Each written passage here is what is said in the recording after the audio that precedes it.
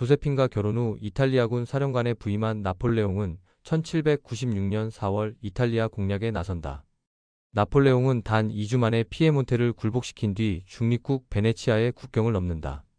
프랑스 장군 장앙도슈 진노가 협력을 요구하자 베네치아 공화국의 도제 루도비코 마니는 거부한다. 중립성의 전통은 무역과 외교를 통해 오랫동안 번영을 유지한 베네치아 정체성의 핵심 요소이다. 프랑스를 불신한 루도비코 마니는 협력할 경우 공화국의 독립이 더 빨리 위협받을 것이라 여긴다. 갤리선 4척과 갈리오트 7척을 보유한 베네치아의 군사적 열세를 알면서도 체념 속에 도덕적 저항을 택한다. 결국 프랑스의 최후 통첩에 1797년 5월 12일 베네치아 공화국의 1100년 역사는 종식된다. 베네치아 공화국의 해체는 유럽 도시국가의 시대가 사실상 끝났음을 나타낸다.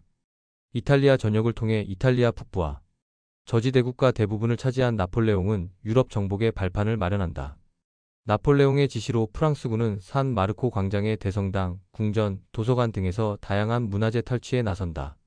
회화, 조각, 책, 금은 세공품 등 수많은 귀중한 유산이 프랑스로 반출된다. 특히 기원 후 2세기 또는 3세기경에 제작된 것으로 추정되는 산 마르코의 말은 가장 상징적인 약탈품이다. 4마리의 청동말 조각상은 헬레니즘 후기에서 로마 제국 초기의 조각 양식과 일치한다.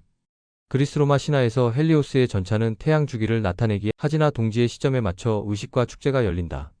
황제의 행렬에 자주 사용된 전차는 신의 대리자로 통치자의 위엄과 권력을 상징한다. 콘스탄티노플 히포드롬의 말로 불리는 조각상은 개선문, 경기장 혹은 대규모 사원과 같은 공공장소에 설치되었을 것으로 보인다.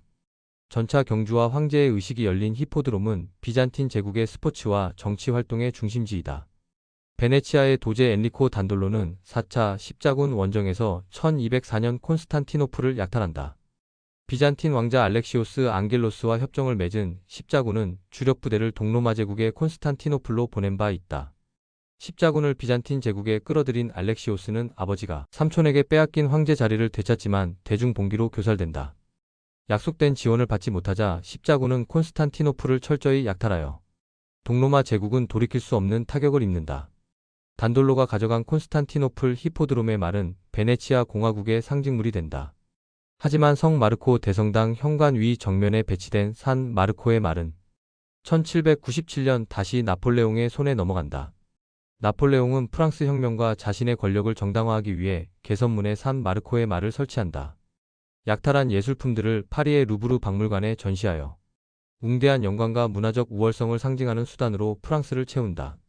1793년 대중에게 개방된 루브르 박물관은 나폴레옹 시대의 약탈품을 중심으로 유럽 최대의 박물관으로 자리 잡은 바 있다. 나폴레옹은 정복지의 문화적 정수를 가져와 프랑스의 중심에 배치함으로써 프랑스 제국의 웅장함을 기호적 상징으로 부각시킨다. 프랑스를 새로운 로마 제국으로 자리매김하려는 나폴레옹의 정치적 의도는 워털루 전투까지 이어진다.